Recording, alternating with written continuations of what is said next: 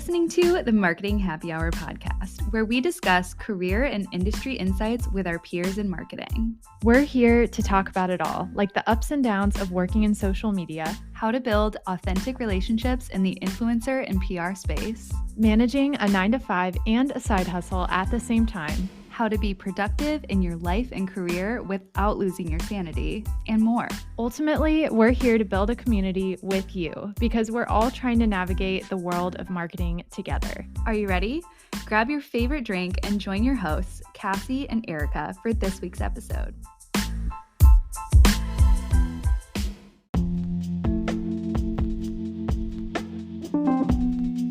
On today's episode, we're joined by Carson Mason, social media manager at Papa John's. We chat through Carson's day-to-day role and hear about some of her favorite collaborations she's worked on, like one with the Kelce brothers. Plus, she uncovers the strategies behind Papa John's fun and engaging social presence, and she reveals her top tips for the most popular social media platforms. So you know the drill, grab your favorite beverage and maybe a Papa John's slice and some garlic sauce, and let's jump into this week's episode. Hi, Carson. How are you? I'm doing well. How are you? Doing pretty great today. We're excited that you're here and to chat with you a little bit about social. But before we get going, I do have a question for you that we ask all of our guests. I know you're a listener, so you probably know this is coming, but what is in your glass this afternoon? Well, I needed a little mid-afternoon pick-me-up, so I'm drinking an iced coffee with some creamer in it from Chobani's. So that's my mid-afternoon pick-me-up today. Oh my gosh, so fun. I just have an Ora Bora. Everybody's probably heard me talk about them and rave about them for so long. And this one's kind of an older one. It's their collab with Graza, the olive oil company. And so it's their like non-alcoholic olive oil martini. And I've hung on to a couple of the cans and been savoring them. So I just wanted to crack one today. So yeah, what about you, Cass?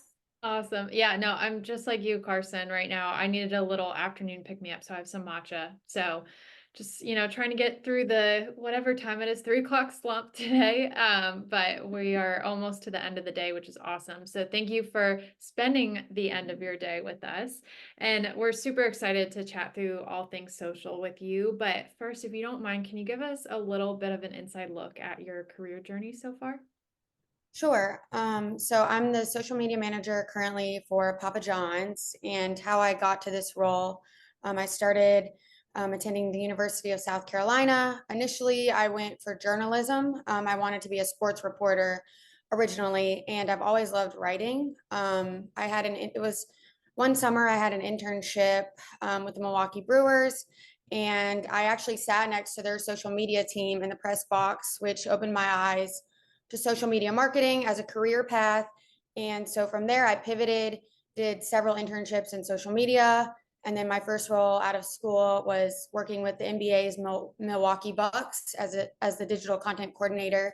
So I worked on the social media accounts, working on game days, traveling with the team, creating content, and working on the website. And then after that position, or a few seasons there, I moved back down south. I'm originally from the South, and to work as a social media producer for the NFL's Atlanta Falcons in a similar role, focused on social media, and then was promoted to social media manager in that role, working a few more seasons with the team. And then I've always been very passionate about QSR, quick service restaurants, and the food scene. I've always loved limited time offers and seeing the new innovative products that food brands come out with. So that's when I ventured out of the professional sports realm and into the QSR world in my current role today with Papa John's. Oh, Carson, that's awesome. And I have two follow-ups there that I was thinking through as you were speaking. I'm like, we've heard from so many people that they start out in journalism or wanting to do journalism and then transition into marketing. What kind of skills do you think, transition there? Yeah, that's interesting to hear. I think having content creation skills has been a huge blessing in my career.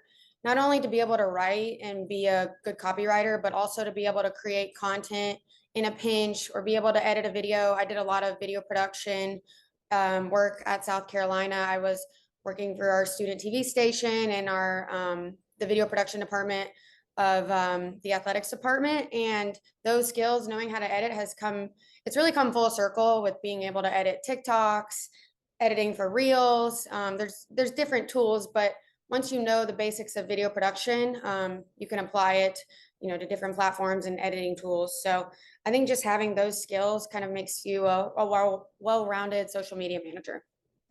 Oh, absolutely. And the other aside that I wanted to point out is we should introduce you. We had an intern last summer. Her name's Lily Whitman, and she wants to go into sports marketing. So we should definitely introduce you guys so that you can chat through that. And shout out to Lily because I'm sure that she's listening. But let's just hear a little bit more about what your day is like as the Papa John's social media manager. Do you have a team? How are tasks kind of split up between the team members, if so, and what does that look like? Yes, so our team is composed of myself, social media manager, and my manager, social media director. And then we also have a team of 3 customer service agents who take care of complaints or customer messages via social media. So my primary role is managing the content calendar for the national Papa John's accounts across channels. I work as a liaison with our content agency. I help create content, like I mentioned.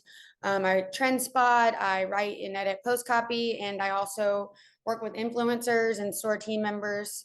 So that's my primary day-to-day role. I also help out with some of our franchisees and their local social media accounts.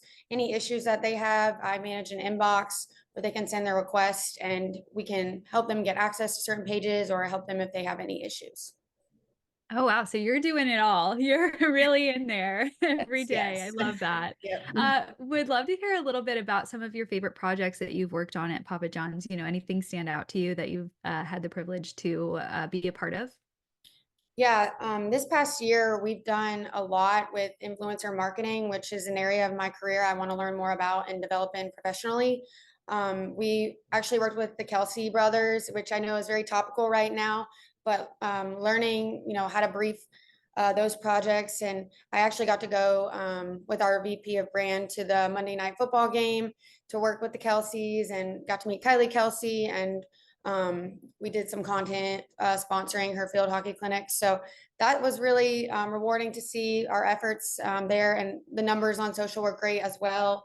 I think I love seeing the fandom around our garlic sauce and how that comes to life on social. And so a few of the posts that stick out to me that did really well organically were I actually created a garlic sauce fountain where I loaded garlic sauce into a chocolate fountain and made a TikTok video with it. And that one did really well for us. And then we've done fun things with garlic sauce, with like the butterboard trend that was a few years ago, replacing the butter with garlic sauce. And so I love seeing that theme come to life and the fandom around garlic sauce grow stronger. Oh my gosh, love that garlic sauce too. It's like the best part. Oh, So good. good. Oh my goodness. Well, okay. So speaking of that, you mentioned a couple ways you're having fun on social, but I'm curious how you use social specifically to interact with your consumer and with the channels that you're on. Do you have different goals for each platform, or what's kind of the approach there for social overall? Yeah, so our goal for organic social is to be the most engaged and culturally relevant pizza brand. A large part of my role is interacting with customers, sometimes proactively and sometimes in a responsive manner. But I create a lot of surprise and delight packages and package them up to send to creators and brand fans. And we always try to go the extra mile to increase that fan affinity and that love for Papa John's pizza and our other menu items. So ultimately, that's the goal: is we want Papa John's to be culturally relevant, top of mind, and we want our followers and fans on social media to be engaged and to respond to us and to create that conversation around why our pizza is better. For sure. And I'm sure with franchise model, there's this layer of working with different store team members across the country and having them be involved in content.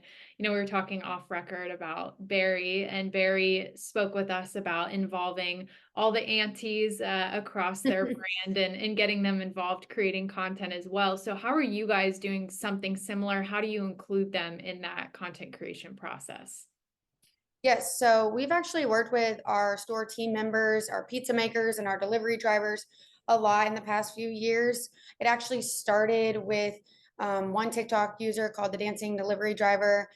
She was featured in our Shakaroni Dance Challenge campaign. We reach out to these team members to be almost influencer presences, if you will, for our brand. And of course, we pay them. We go through all the legal hurdles, and we want to make sure they're getting compensated for their time appropriately, and they're not on the clock when they're supposed to be making pizzas and things like that. But we think it's an authentic way to connect our brand to the consumer. I mean, those people are the people you're seeing make your order at the cashier. They're the first line of users with our brand, so we wanted to involve them. And it really came about when I noticed several of these pizza makers tagging the brand on TikTok and growing these presences. And we've worked with a few team members even recently in our TV spot. So it's gone all the way from TikTok dance challenges and campaigns all the way to front and center on your TV screen in your living room. So it's been really rewarding to see, and I think they feel appreciated that we're including them.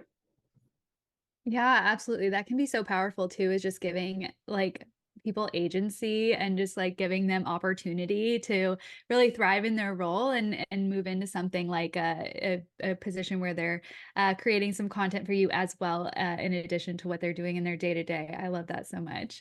Well, I wanted to move into quickly. We did this last season with Bree Reynolds of Lyft, and thought that we should chat through with you as well.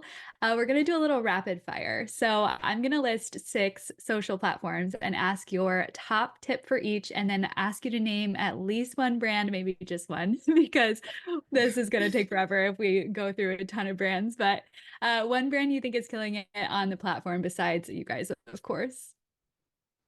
Awesome. I'm ready for it. Awesome. Awesome. Okay. So let's start with Instagram. What's your top tip, and what brand do you think is doing the best job? My top tip is a small tactic that has gone a long way for us at Papa John's, is reposting your fans' stories when they're enjoying your product. We do that all the time, and that has gone a long way for us to manage influencer relationships and create brand fans, to just rewarding fans for their loyalty. And then the brand, I would say, this may be an odd pick, but Celestial Tea's Instagram, I discovered actually on my Explore page. It's the tea with the bear on the box, and they've kind of revamped their strategy recently with the bear as giving its POV, and they do a lot of really cool engagement with the bear as the voice of the account. And I see it on my Explore page, so it's clearly working. But I would say Celestial Tea has a really good Instagram. You guys should check it out. So That is so cool. I haven't checked out their Instagram. I'm like, I need to go on right now and look at it. What about TikTok? Yeah, so with TikTok, I would say, especially recently, my top tip is experimenting with different platform formats and content types. I recommend using the features that are native to the platform: filters, text overlays, poll stickers, all that. But I always hear, when people talk about TikTok, they always say it's a vertical video platform, which of course it's what it originated as. But most trends that you see today that are breaking through for creators and brands are actually photo albums or these carousel posts that are actually easier to create. So I think being open and nimble as the platform evolves would be my top tip. And then another food brand, but Drumsticks TikTok is hilarious. They are always quick to trends and do a really good job with the photo carousels that I mentioned. Their social manager is really witty and does a great job on TikTok. So I would say Drumstick, the ice cream brand. So cool. So cool. Okay. Thoughts on Twitter? I guess it's X now. I always keep calling it Twitter. I need to like transition over, but what are your thoughts on X? Yeah, I would say a top tip or a tactic that's worked for us would be quote tweeting. I've noticed quote tweeting viral tweets has we've seen our reach increase significantly when doing that. I know a lot of people and other social media managers have said that their reach is down on X, or since the platform has changed and rebranded, they've seen a decrease in reach. But that tactic has helped us kind of make up for some of that as a result. And then top brand, I would say shout out to Auntie Anne's and Barry. I love their Twitter, the Auntie Anne's Twitter. They're always quick to trend, and they have a really conversational tone of voice. Yeah, couldn't agree with you more. And then I'm curious too, because there's a lot of similarity between these two platforms, but what about Threads? Is that kind of the same strategy that you're seeing on there? Is like, I don't know what they call it on there, like rethreading maybe, or like Yeah. sharing out threads? I don't know what they call it either, but I would say a lot of the top posts I see are actually brands engaging with other active brands or users. So that would be my top tip is, some of our most like posts on Threads are replies to other large accounts. So I think doing that when it's authentic to the brand and fits the strategy makes sense. And then for Threads, my favorite brand is actually Marvel. I think they do a really good job with varying their creative. It's not a food brand or a snack brand. So this one's a little different, but I love the GIFs and the different animations they share on Threads. I know it's a text only, or not text only, but a text first platform. That's the general advice you see, but Marvel's creative is really cool. And you guys should check it out. Oh my gosh, absolutely. And then the next one I'm going to chat through with you is Facebook. And not to just make this a whole call out to Barry, but Barry at Auntie Anne's told us that their like almost top platform is Facebook. And it's really unexpected because a lot of people today, a lot of our peers aren't really on that platform anymore. So I'm just curious to hear your thoughts on Facebook. What are your top tips there? Yeah, so Facebook is definitely, we have our largest audience base there.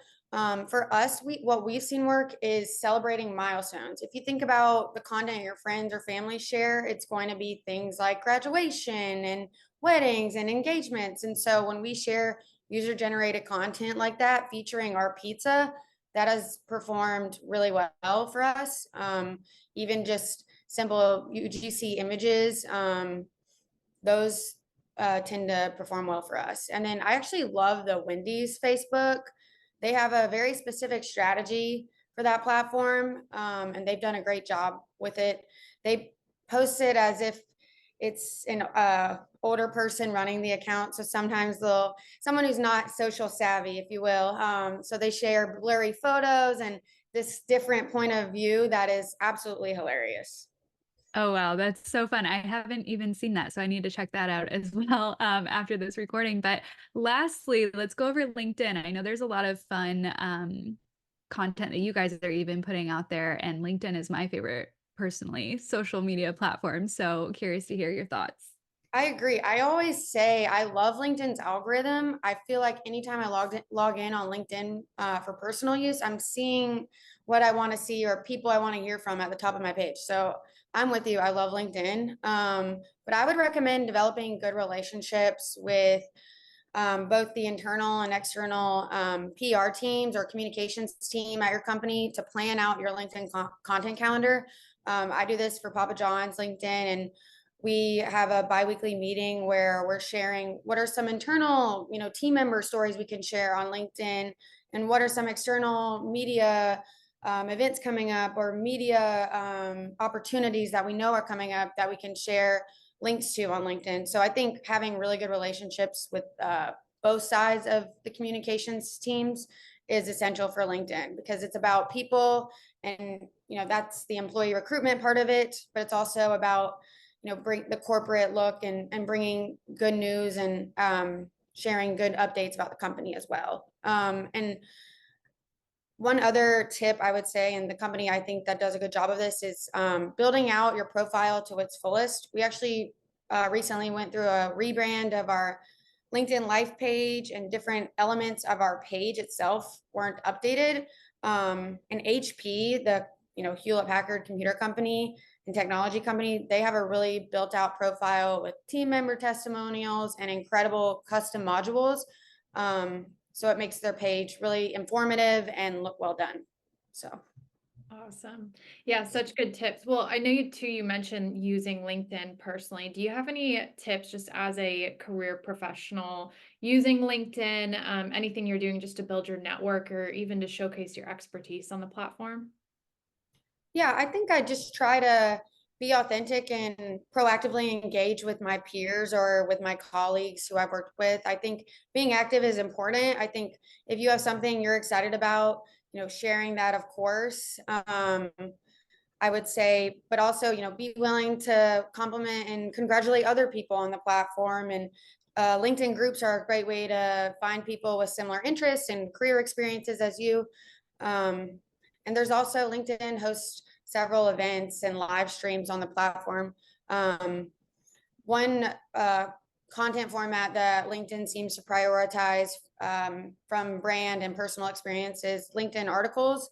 It's a built-in article editor that keeps people on the page and is friendly with the algorithm. So if you have thoughts to share or want to get into writing and sharing your thoughts on LinkedIn, that is a great content format that the algorithm seems to prioritize, at least currently. So.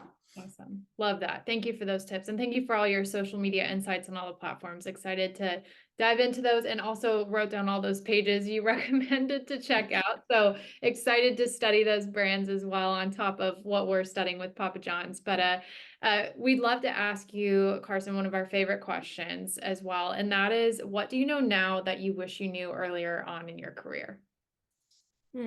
I would say something I know now that I wish I knew earlier in my career would be just the importance of finding a mentor. I think that's something I did in college, and it really helped me get into my career. But I think having a mentor throughout the progression of my career is something that's been really important. So just having someone to talk to and look up to professionally is definitely a priority, and something that has been truly helpful to me.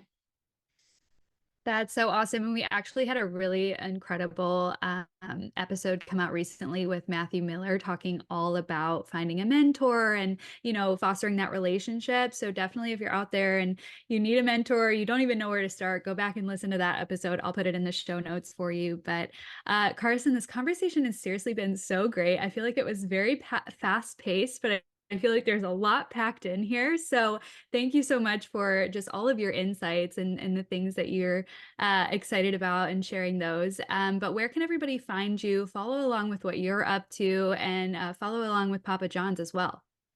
Yes, so we're at Papa John's across social media platforms, Twitter, X, Instagram, Facebook, TikTok, and LinkedIn. And then I'm Carson Ann Mason on Twitter and at Carson_Mason on Instagram. Perfect. We'll link everything in the show notes. And again, thank you so much for joining this. This has been great. I'm like craving pizza now, so I need to go out and get some.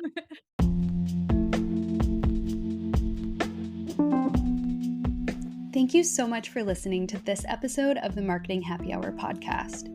If you enjoyed this episode, please remember to subscribe, rate, and leave a review on your favorite podcast platform.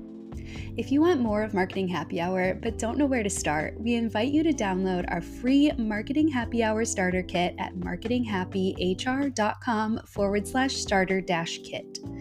This interactive magazine-style PDF walks through who we are, includes helpful resources like a marketing term glossary and the printable daily planner sheet that we actually use ourselves, and contains clickable links to our episode recommendations by subject area. Not to mention all the fun extras like a quiz, the link to our Marketing Happy Hour Insiders Facebook group, a word search, a playlist, a goal-setting guide, content inspo by month, and more. It's our hope that you'll dive into this resource and walk away more confident in your career journey with a group of industry pals that you can lean on for advice and support. Snag your free starter kit today at marketinghappyhr.com/starter-kit for all of the info you need to become a Marketing Happy Hour insider.